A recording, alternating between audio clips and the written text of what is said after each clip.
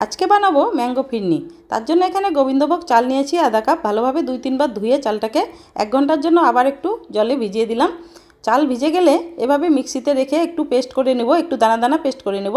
এখানে একটা আম নিয়েছি, না আমটাকেও এইভাবে মিক্সিতে পেস্ট করে নিলাম। আর কিছুটা পরিমাণ ড্রাই ফ্রুটস নিয়েছি, ড্রাই ফ্রুটসটাও এরকমভাবে কুচি করে কেটে নিলাম।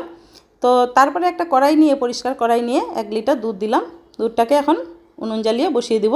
দুধটা ভালোভাবে ফুটে গেলে এখানে চালটা যে পেস্ট করে রেখেছি চালটা ঢেলে দিব।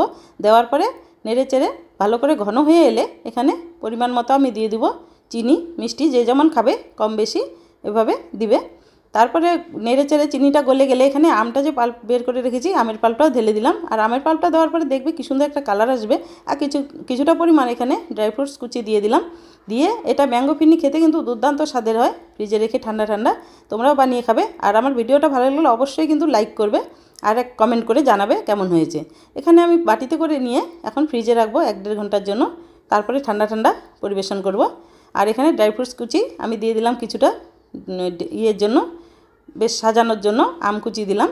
দিয়ে সাজিয়ে ফ্রিজে ঠান্ডা ঠান্ডা বের করে এখন পরিবেশন করব। তোমরাও বানিয়ে খাবে, খুবই সুন্দর লাগে। আর ভালো লাগলে লাইক করবে।